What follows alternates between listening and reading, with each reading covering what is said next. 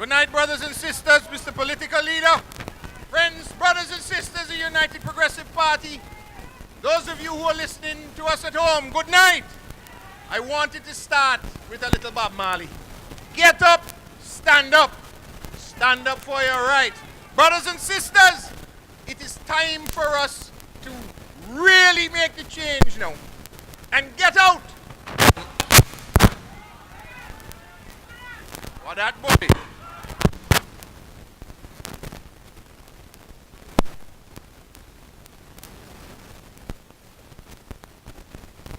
Thank you. Yes, brothers and sisters, we need to get up and stand up.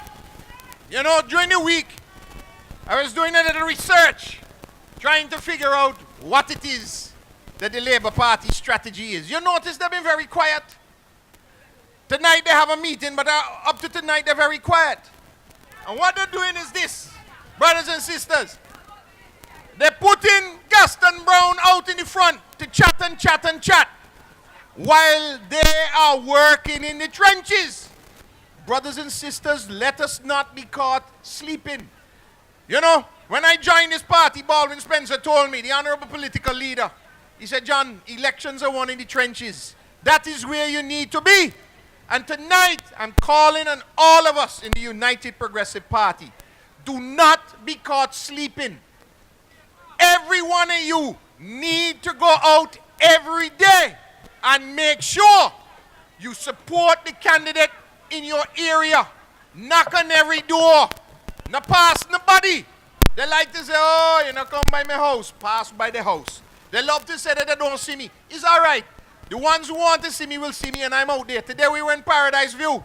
It's a difficult area to campaign because the house is big and far apart. But it's okay. The message is out there that we are coming every day.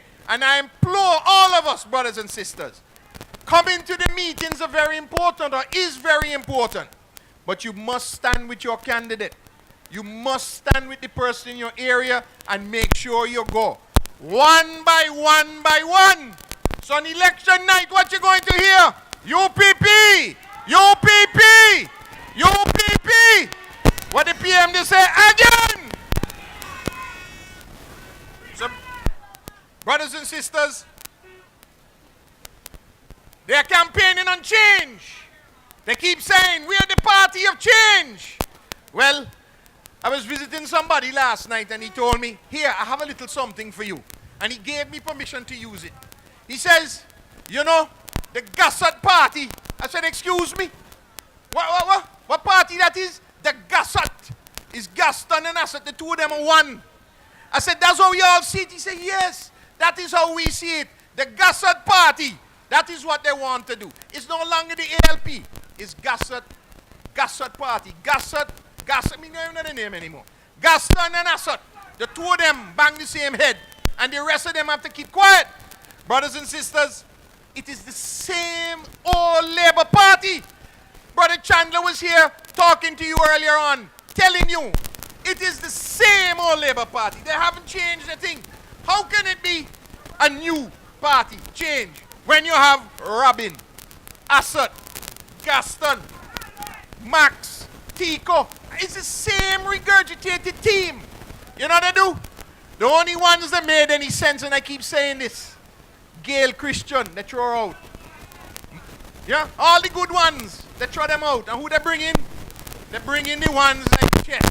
Yeah, you come. Max, all of them come. They form the new Labour Party. The same old head. Mr. Marshall Cartwright spoke about the General Secretary, spoke about all wine in an old bottle. It's not even an old bottle. It's an old wine in a wasted sack. It's the same set of people.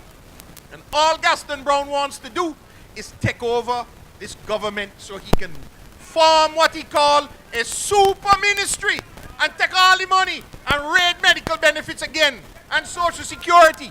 You know, he said he didn't say so, you know. But you can't take back the spoken word, brothers and sisters. And he has. Now, brothers and sisters, we continue to grow in the United Progressive Party. We continue to grow. We have added to our team Sister Sean Nicholas. She spoke earlier. What a wonderful woman and candidate. Put her up against Colin James and Mr. Bobby Brown name they're running against Chandler and these guys. Different character person. That's what change and growth is about. Adding new and bright. Senator Mervyn Richards, Brother Benji, good, bright, intelligent people that have service at heart, not money. You see, they want this for a job. They think that service is a job. Service is about your heart and giving, not just going in there and getting a paycheck. So brothers and sisters, don't be fooled. It's the same old Labour Party. Now, I'm the Minister of Tourism. The Prime Minister has given me that. And you keep hearing that Antigua, what is happening to our tourism product? Well, you know, there's a guy named Melford Nicholas running against the Honorable Harold Lovell. And he went in Cedar Grove and he talked at the public meeting and he said tourism is in a shambles and the numbers are down because he didn't know people were listening to him. Then when the youth of this country had a forum and they asked him a question and he was one of the panelists and he said, but what about the tourism? He didn't think fast enough and the truth came out and he said, in his own words, we have a thriving tourism economy here in Antigua. How is that? How when he going to say, DK, when he preaching the lies, no, it's not lies, right, it's deceit. Preaching the deceit, he said the tourism bad. But when he go in front of the young people who he not paying attention and watching, he said, we have a thriving tourism economy. Catch him a lie again. Now, brothers and sisters, just to add, this week, we had an announcement by British Airways that they're increasing the number of seats into Antigua by 9 or 10% in the new season. And what they mean by that is that instead of having double drops to other places, they're turning around more the planes into Antigua. Now, if British Airways wasn't confident that Antigua was on the upward path, you think they would do that? That is not us. That is our partners showing support for us. Now, I know a lot of people can have all kind of things to say that they're doing something, but the fact is they're increasing the number of seats available into Antigua in the next tourist season by up to 10%. When you compare that with other places that they're pulling planes, can't be that Antigua is doing so bad. Our numbers, the Hotel and Tourist Association, not the government, the private sector, said that January of this year is the best January they've had since before the depression or the financial meltdown in 2008. It is the best January. How does are we doing so bad? How is it possible that in one hand the politicians making up a story and the people in the private sector, not the government, the people in the private sector saying it is the best January? And you know what they're saying? February looks even better. That is what the hoteliers are saying. A friend of mine came here to do some work and he couldn't find a hotel room. He eventually found one at the yacht club in English Harbour. And the only other place was Halcyon. And Halcyon wanted $395 for a room. That shows you that all the hotels are doing much better this year than they've done in years. What that means is that our marketing, our targeting, the things that we're doing are working. One of the things we've been doing is promoting Antigua and Barbuda through the digital platform. Now, I've heard Malwin Joseph talk all kind of stupidness because he doesn't understand. It's okay if you don't understand, it's all right. But by promoting Antigua and Barbuda digitally, we get to speak to everybody in the world. On Monday, we posted an article by a British comedian, very famous British guy. And he came to Antigua, he wrote to the Daily Mail in England. He wrote the newspaper, and he told them what a wonderful time he had in Antigua. We took that and we posted it on our Facebook page. And in 24 hours, 47,000 people had read that article. 47,000 people. Do you know what it would cost to put 47,000 pieces of paper in somebody's hand? You know the kind of work you had to do? And in 24 hours, via the internet, we were able to put that in somebody's hand so that they could read it. That is the power of the digital technology. And that is why we're on Instagram, Facebook, and these other portals that we use so that we can get the message around. We don't need offices in Spain and France and so anymore. What we need is to talk to French people in France in French. digitally. And we speak to everybody, not just a few. So we will continue to do that. And the point I'm making is that Antigua and Barbuda has decided to move forward to promote Antigua, build brand Antigua digitally.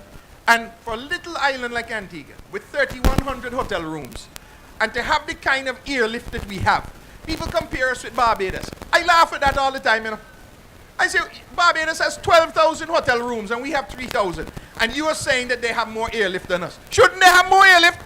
They have 4 times as many hotel rooms and 3 times our population. They should have 4 times the airlift. They should have 4 times the number of people coming here. But that's not so. Barbados had 550,000 stay-over arrivals last year. We had 250. Half. But it is a good thing when on a Saturday that the airport full of people and people pouring out on the ramp and people come to say, Minister, it's such a nightmare at the airport. There are so many people up there that they can't fit in the room. I said, that's a damn good problem to have. What you'd rather, the place empty and the room cool? No, we're building a new airport to take care of that. But for now, I want more of them on the ramp on a Saturday and a Sunday. You know why? It means more people coming. Let them come. They will get over the little heat in the sun there for a while. That is a good problem to have. I'm not saying that we couldn't do better and we can't do better, but in the meantime, I want the room full every Saturday and Sunday. Bring them. Bring another plane. If they want to come 2 o'clock and make more confusion up there again, look, sorry, we tried our best to get the airlines to change the schedule, but come anyway. We put on some more officers and so on, and we try and get you through quick. But bring them. Other islands are looking at us. Look, a friend of mine called me today. He said, listen, I need to get to Miami with me and my children tomorrow. And the only way I can do it is to take Leah to St. Kitts and take the American from St. Kitts to Miami. We putting people on flights out of American in St. Kitts now because they can't get on our flights.